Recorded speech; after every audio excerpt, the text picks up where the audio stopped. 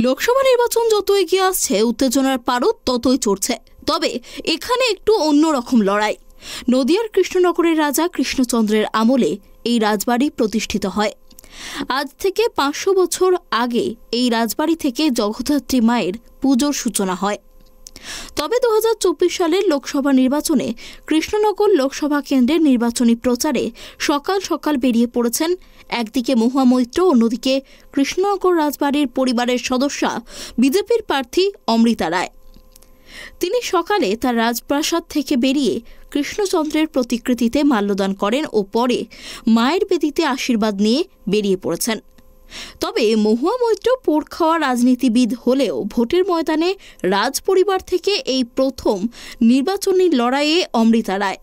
অমৃতা দেবীর কথায় সমাজকে ন্যায়, সৎ, দুর্নীতিমুক্ত করতে দেশের কল্যাণে প্রধানমন্ত্রীর আদর্শ তুলে ধরে এগোতে চাইছেন তিনি। তবে লড়াইটা খুব শক্ত হলেও ভোটের ময়দানে কেউ কাউকে 1 ইঞ্চি জায়গাও ছাড়তে রাজি নয়। রাজবাড়ির যে ঐতিহ্য এবং যে আসন্ন যে নির্বাচন, সেই নির্বাচন কিন্তু জমে উঠেছে। বিভিন্ন রাজনৈতিক দল তারা কিন্তু মাঠে ময়দানে ঝাঁপিয়ে পড়েছেন। কৃষ্ণনগর লোকসভা কেন্দ্রের যে এবারে যে প্রার্থী হয়েছেন বিজেপির, তিনি কিন্তু একদম নতুন হলেও কিন্তু তার মনোবল এবং সৎ নীতি আদর্শ সেটাকে তিনি প্রাধান্য দিচ্ছেন। প্রচারে কিন্তু সকালে সকালে তিনি বেরিয়ে পড়ছেন। কিন্তু এখানকার হেভিওয়েট বা বিতর্কিত যে প্রার্থী তৃণমূলের ক্যান্ডিডেট মহুয়া মৈত্র, তিনি কিন্তু তাকে কিন্তু প্রচারের আলোয় দেখা যাচ্ছে যে নদিয়ার বিভিন্ন জায়গায় তিনিও কিন্তু কালঘাম ছুটাচ্ছেন।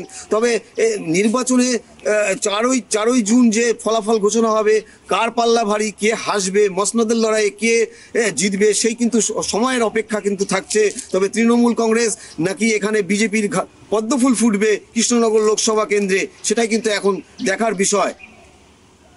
নদিয়া থেকে কমল দত্ত, ট্রাইব টিভি বাংলা।